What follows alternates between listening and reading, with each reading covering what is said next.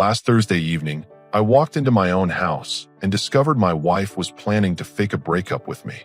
Not because she actually wanted to leave, but because her friends convinced her it would be a fun little test to see how much I really loved her. I had come home early from work, something I rarely do. The house felt quiet, but I could hear muffled voices coming from the living room. My wife was on speakerphone, and I recognized the voices immediately. Her three closest friends, the same ones who had been filling her head with toxic relationship advice for months. I stopped in the hallway, hidden from view, but close enough to hear every word clearly. What I heard made my blood run cold. "Just tell him you need space to think about your future together," one of them was saying. "Men never appreciate what they have until it's threatened." "Exactly," another chimed in. "My cousin did this with her boyfriend last year. He practically begged her to stay and bought her a new car the next week." My wife's voice came through, uncertain but interested. "But what if he just agrees?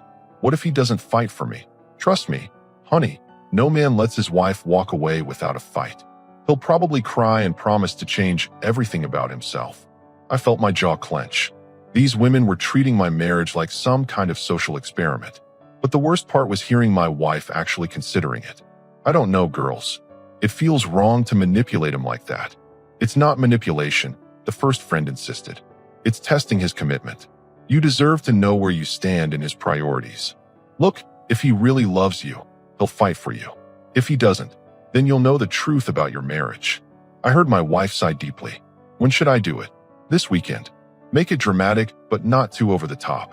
Tell him you've been thinking and you're not sure if you're happy anymore." My hands formed fists at my sides. These women were encouraging my wife to blow up our marriage for entertainment. But what shocked me most was that she was actually listening. Remember, the key is to stay calm and serious. Don't give him any hints that it's a test. Let him sweat for a few days, then see how hard he works to win you back. And document everything, another friend added with a laugh. "This is going to be such good drama." I had heard enough. I quietly backed away from the hallway and slipped out the front door, my mind racing. Part of me wanted to storm in there and confront all of them immediately. But something held me back. A better idea was forming. If my wife wanted to play games with our marriage, if she wanted to test me, then she was about to learn a very important lesson about her husband. I wasn't the type of man who begged or pleaded. I wasn't going to dance like a puppet for her entertainment. I got back in my car and drove around the block, giving myself time to think. By the time I returned home 20 minutes later, her friends had left, and she was in the kitchen preparing dinner like nothing had happened.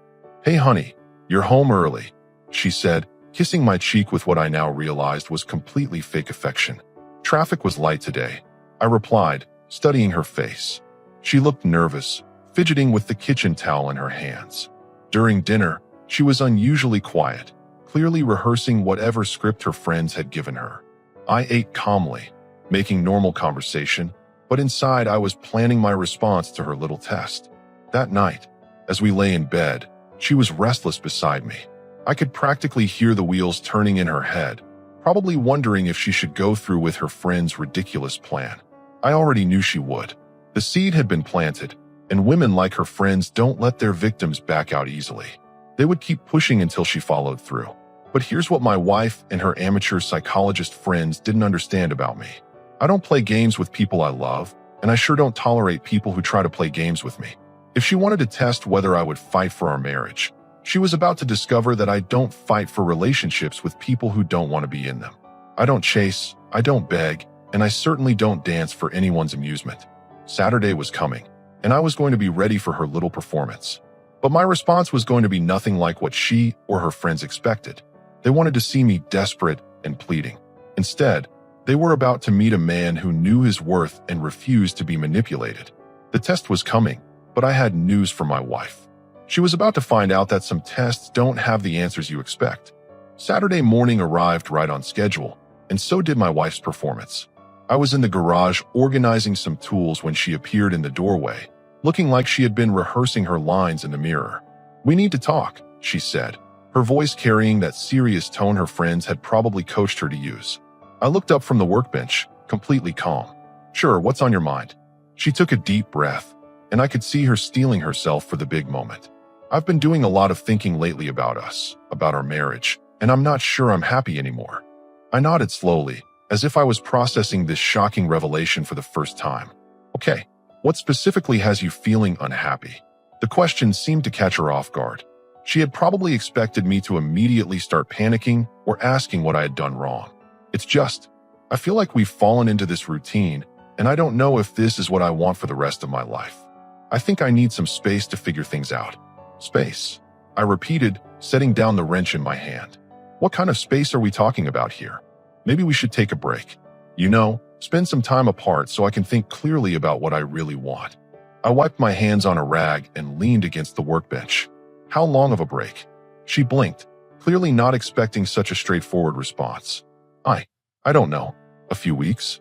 Maybe a month. A month, I said, nodding thoughtfully. That's reasonable. When do you want to start this break? Her mouth opened slightly. This wasn't going according to script at all. You're okay with this? I shrugged. You said you need space to think. If that's what you need, then that's what you need. I'm not going to force you to stay in a marriage that doesn't make you happy. The color drained from her face. But, don't you want to talk about this? Try to work things out. What's to work out? You just told me you're unhappy and need space. I'm giving you exactly what you asked for. I could see panic starting to creep into her eyes. This was supposed to be the part where I fought for her, where I promised to change everything about myself to make her happy. So you're just giving up on us? I'm respecting your decision. You're an adult who knows what she wants. If you want space, you've got it. I walked past her toward the house. I'll start moving my things to the guest room today, so you can have the master bedroom. We should probably figure out how to split the bills during this break period. Wait, she called after me. You're moving to the guest room right now? Well, you said you wanted space. I assumed that meant physical space too. She followed me into the house, her composure completely shattered. I didn't mean immediately. I thought we could discuss the details. The details seem pretty clear to me. You want a break from our marriage to think about whether you want to be with me. The sooner we start, the sooner you'll have your answer. I began pulling clothes from our shared dresser with methodical calm. She stood in the doorway watching me, clearly struggling with how far off script this had gone. Don't you have any questions? Any feelings about this? I paused and looked at her directly. Of course I have feelings. But you've made it clear that those feelings aren't enough to make you happy in this marriage. So what's the point of discussing them? That's not what I said. You said you weren't sure if you wanted to spend the rest of your life with me. That's pretty definitive. Her phone buzzed. Probably one of her friends checking on how the test was going. The irony wasn't lost on me. I'm going to call the guys and see if anyone wants to grab dinner tonight, I said casually. Since we're on a break, I figure we should both start adjusting to being single again. Single. The word came out as almost a whisper. That's what a break is, right? Taking time to experience life without each other. I could see her mind racing, trying to figure out how to salvage this situation without admitting it was all fake. I think you're misunderstanding what I meant by a break. Am I? Because it sounds like you want the freedom to decide whether you want to be married to me, which means we're essentially separated until you make that decision. She sat down heavily on the bed, watching me pack with growing alarm. Where are you going for dinner? Not sure yet. Probably that new steakhouse downtown. I haven't been out with the guys in months. The truth was, I had no specific plans, but I could see her imagining me out there acting like a newly single man, and it was eating her alive. You seem awfully calm about all this, she said, her voice cracking slightly. I stopped packing and looked at her with what I hoped appeared to be genuine concern. Would you prefer that I was upset? Because I can be upset if that would make you feel better about your decision. No, that's not. I just expected you to have more of a reaction. My reaction is to give you exactly what you asked for. Isn't that what you wanted? She didn't answer, just stared at me as I continued moving my things. Her phone buzzed again, and this time she ignored it completely. The test was in full swing now, but the results were nothing like what she or her friends had anticipated. Instead of a desperate husband begging her to reconsider, she was watching her marriage dissolve with clinical efficiency. And the best part was, it was all her idea. By Sunday evening, my wife was clearly in full panic mode. I had gone out with my friends as promised, stayed out until midnight, and came home acting like nothing unusual was happening. She was waiting up for me, something she never did when we were supposedly happily married. How was your night? She asked, trying to sound casual. Great. Really great, actually. I forgot how much fun it was to just be out without worrying about getting home to anyone. Her face tightened. What do you mean by that? Well, we're on a break, right? So I don't have to check in or worry about making someone else happy. It's liberating. I could see her struggling with the monster she had created. Her phone had been buzzing all weekend, probably her friends demanding updates on how their brilliant plan was working. Monday morning, I was making coffee when she appeared in her robe, looking like she hadn't slept much. I've been thinking about what I said on Saturday, she began carefully. Oh good, you're making progress. That's the whole point of taking a break. Maybe I was too hasty. Maybe we should try counseling instead. I turned to face her, coffee mug in hand. Counseling? But you said you weren't sure if you wanted to spend your life with me. What would we counsel about? I think I was just stressed. Work has been overwhelming, and I might have taken it out on our marriage. Stress? I repeated thoughtfully. That makes sense. Stress can definitely make you question fundamental things like whether you love your husband. She winced. I never said I didn't love you. No, but you did say you weren't happy and needed to figure out what you wanted. Those are pretty serious concerns that probably can't be fixed with a few counseling sessions. I poured my coffee and started heading toward the door. Besides, now that I've had a couple days to think about it, maybe this break is exactly what we both needed. What do you mean? Well, I've realized how much energy I was putting into trying to make someone else happy who apparently wasn't happy anyway. It's nice to just focus on myself for a change. Her mouth fell open. You're saying you like being on a break? I'm saying I'm learning a lot about myself and what I will and won't accept in a relationship. That afternoon, she called me at work, something she rarely did. Can we have dinner together tonight? Just to talk. I don't know if that's a good idea. You said you needed space to think clearly, and spending time together would just muddy the waters. Please, just dinner. I let out a long sigh. All right, but only if you're sure it won't interfere with your decision-making process. During dinner that night, she was trying every angle she could think of to walk back her fake breakup without admitting it was fake. I realized I might have been too dramatic on Saturday. Maybe I don't need a full break. Maybe just some changes in how we do things. What kind of changes? I asked, cutting my steak with deliberate precision. I don't know. Date nights? Weekend trips? Things to reconnect. Those sound like things we could have done before you decided you were unhappy with our marriage. What's different now? She was trapped in her own logic. If she admitted she wasn't really unhappy, she'd have to explain why she faked the whole thing. I guess I just needed to almost lose something to realize how much it meant to me. I set down my fork and looked at her seriously. But you haven't almost lost anything. We're still married. We're just taking a break so you can figure out if you want to stay married. Maybe I don't need the full month to think about it. Are you sure? Because flip-flopping on major life decisions seems like something you should really think through carefully. Her frustration was becoming visible. You're being deliberately difficult. I'm being supportive of your needs. You said you weren't happy and needed space. I'm making sure you get exactly what you asked for. By Wednesday, she was getting desperate. She tried a different approach. I think maybe the problem isn't our marriage. Maybe it's that we don't spend enough quality time together because of work and other obligations. That could be it, I agreed. Although, you did say you weren't sure if you wanted to spend the rest of your life with me. That seems like more than a scheduling issue. I was just feeling overwhelmed. I didn't mean it literally. Oh, so when you said you needed space to think about whether you wanted to be married to me, that was metaphorical? She opened and closed her mouth like a fish.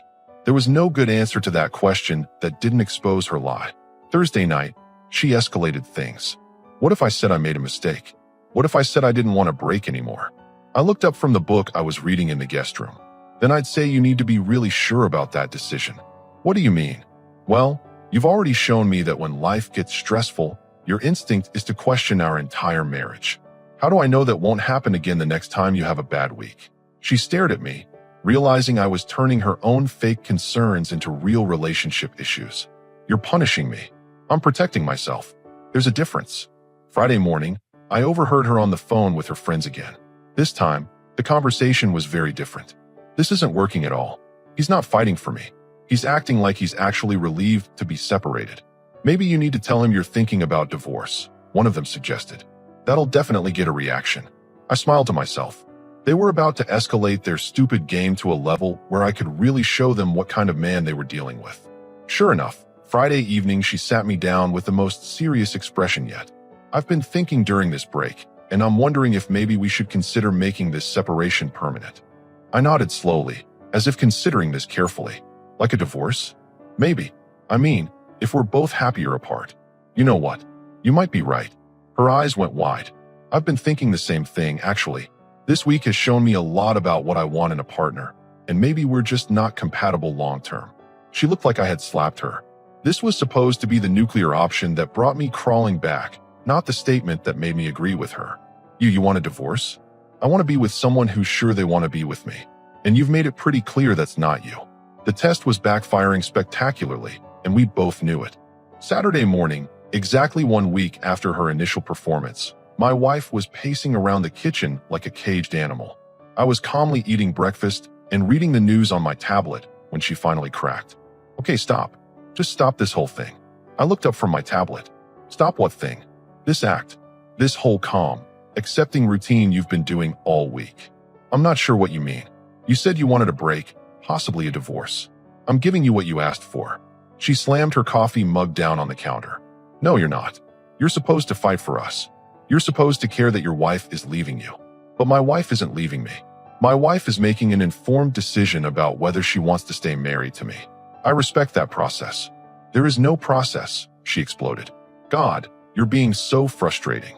I set down my tablet and looked at her with genuine curiosity. Help me understand something. Are you angry because I'm not fighting for our marriage, or because I'm respecting your stated wishes? She opened her mouth to respond, then closed it again. The trap was perfect, and she could see it. I'm angry because you don't seem to care. About what specifically? About losing me. I stood up and walked around the kitchen island until I was facing her directly. Here's what I care about. I care about being with someone who wants to be with me. I care about having a partner who doesn't need to threaten our marriage to feel valued. And I care about not wasting my time on someone who isn't sure they love me. Her face went pale. I never said I didn't love you. No, but you did say you weren't sure if you wanted to spend your life with me. And honestly, after this week, I'm starting to understand why. What does that mean? I leaned against the counter, studying her face carefully. It means I've learned something important about you. When things get difficult, your instinct isn't to work together or communicate. Your instinct is to threaten the foundation of our relationship. That's not fair, isn't it? You literally told me you wanted to separate so you could decide if you wanted to be married to me. That's not a communication strategy. That's emotional manipulation. Her eyes widened. The word manipulation hit exactly where I intended. I wasn't manipulating you. Really? Because from where I sit, it looks like you created a crisis to get attention and test my devotion. That's pretty much the textbook definition of manipulation. She was starting to panic now. You're twisting everything around. Am I? Let me ask you something direct. Do you actually want a divorce? No. Do you actually want to separate? No. Were you actually unhappy in our marriage? She hesitated just long enough to confirm what I already knew. Things weren't perfect. But were you genuinely considering leaving me last Saturday morning? Another hesitation. I was confused. I nodded slowly. Confused about what exactly? About whether you really appreciated me. So you decided to threaten our marriage to find out. I didn't threaten anything. I just said I needed space to think. About whether you wanted to spend your life with me. Most people would call that a threat. She was backing herself into a corner with every answer. You're making it sound worse than it was. How should it sound? Because from my perspective, my wife told me she was unhappy with our marriage and wanted to separate. I can't imagine a way to make that sound better. Her phone buzzed on the counter between us. Without thinking, she glanced at it, and I saw her face change. Your friend's checking in on how the test is going? She went completely white. What? The test? The one where you fake a breakup to see how much I'll fight for you. How's it working out? Her mouth fell open. I don't know what you're talking about. Really? Because I heard every word of your phone conversation last Thursday. The one where your friends convinced you to test my commitment by threatening to leave me. She staggered backward like I had physically hit her. You heard. I heard everything. The fake drama, the coaching on what to say, even the part where they told you to document it for entertainment. Tears started forming in her eyes, but I wasn't finished. So let me ask you again. Were you genuinely unhappy in our marriage? Or were you running a psychological experiment on your husband for your friend's amusement? It wasn't like that. What was it like then? They said it would help me understand how you really felt about me. I let out a bitter laugh. And how do I really feel about you? I don't know anymore. You want to know how I feel? I feel like I've been married to someone who would rather manipulate me than talk to me. I feel like my wife values her friends' opinions more than our relationship. And I feel like I've spent a week being tested like a lab rat by someone who promised to love and respect me. She was crying now, but I wasn't done. The worst part isn't even that you did it. The worst part is that when it didn't work the way you expected, you tried to escalate it by threatening divorce. You were willing to blow up our marriage for a game. I'm sorry. I'm so sorry. I know it was wrong. Do you?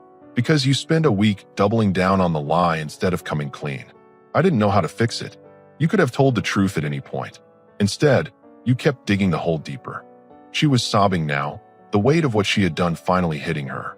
But I had been planning this moment for a week, and I wasn't going to let emotion derail it. Here's what's going to happen now. You're going to call your friends and tell them exactly how their brilliant test worked out. You're going to explain how their manipulation nearly destroyed your marriage. And then you're going to decide whether you want to be married to me or married to their approval. I choose you. I choose our marriage. That's easy to say now. But you chose their game over our relationship once already. Why should I believe this time is different?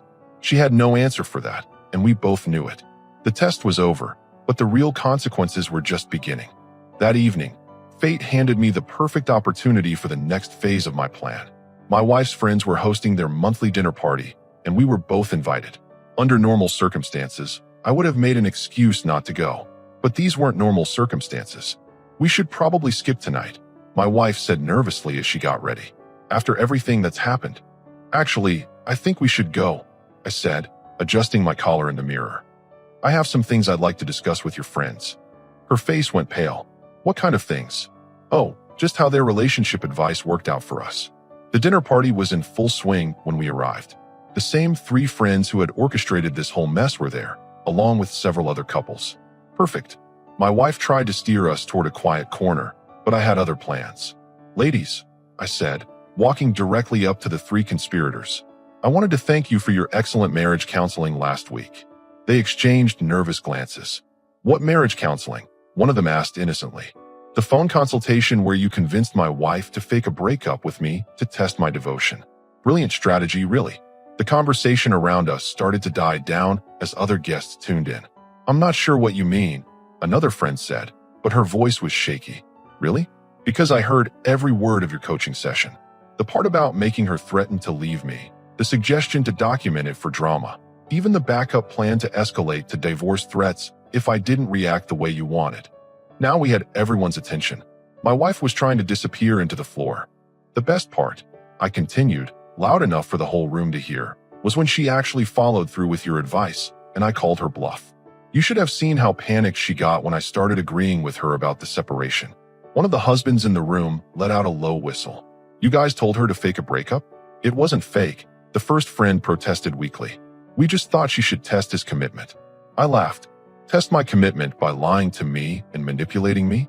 That's your idea of healthy relationship advice. Every relationship needs testing, she said defensively. Does yours? I asked, turning to her husband. Did your wife test your commitment by threatening to leave you for entertainment? Her husband was staring at his wife with a new expression. Did you? The room was deadly silent now. I could see my wife trying to signal me to stop, but I was just getting started. Here's what I learned about tests, I announced to the room. When someone tests you, they're telling you they don't trust you. When someone manipulates you, they're telling you they don't respect you. And when someone lies to you for a week straight, they're telling you exactly who they are. That's not fair, one of the friends said. We were just trying to help her feel more secure in her marriage. By teaching her to be manipulative and dishonest? That's your version of security? Another husband spoke up. Wait, so this was all fake?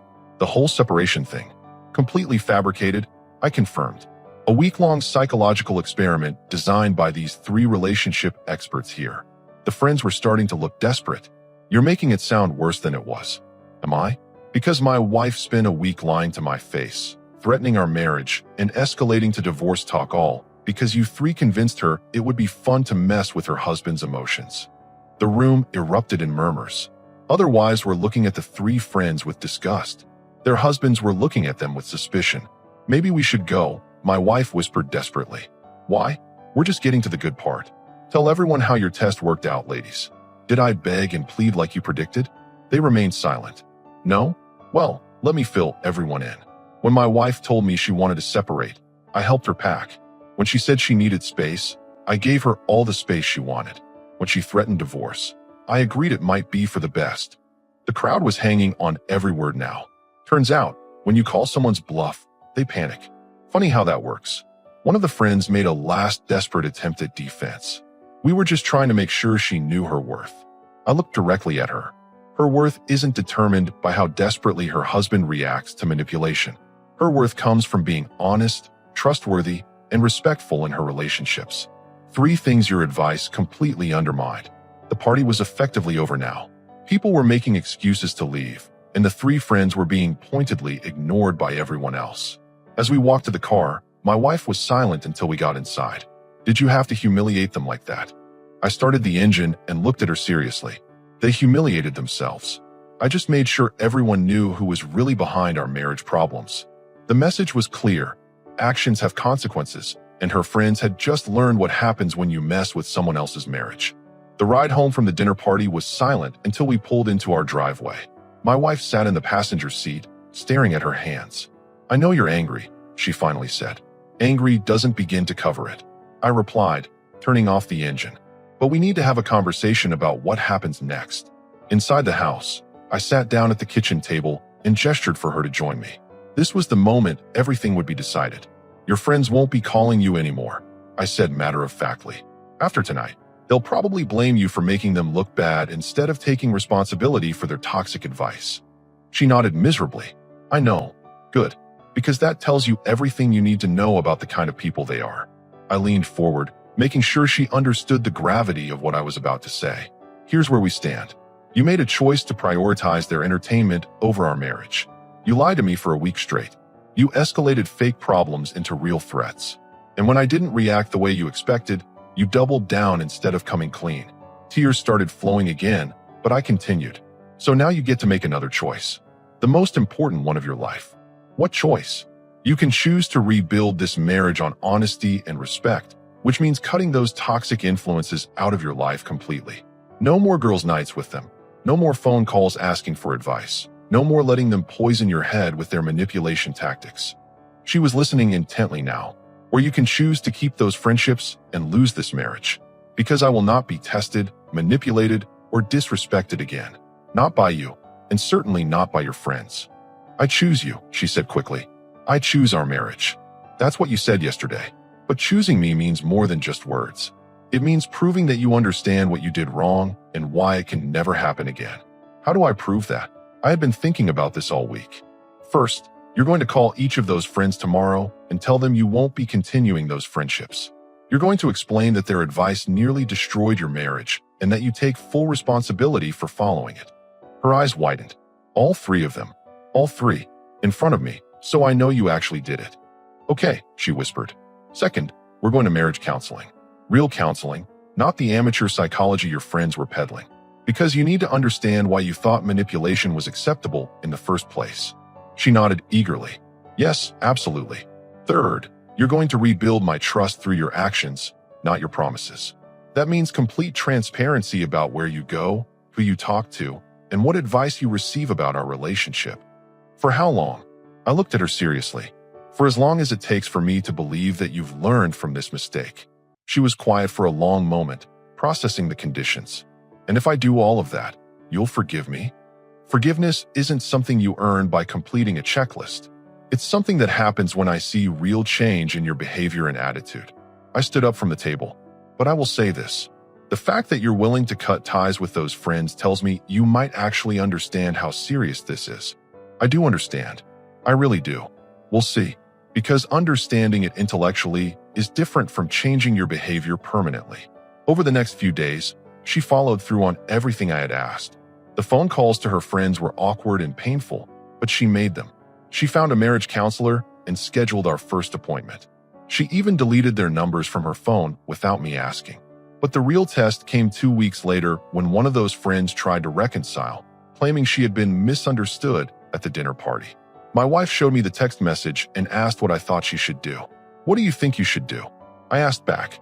I think someone who tries to save face instead of taking responsibility for their actions hasn't learned anything from what happened. I smiled for the first time since this whole ordeal began. That's exactly right. She blocked the number without hesitation. 6 months later, our marriage was stronger than it had been in years. Not because we had survived a crisis, but because we had established clear boundaries about what we would and wouldn't accept from each other. My wife learned that real security in a relationship comes from honest communication, not manipulation tactics. And I learned that sometimes the best way to fight for your marriage is to refuse to play games that undermine it. The test was over, but the lesson was permanent. Some boundaries, once crossed, change everything. The key is making sure they change things for the better.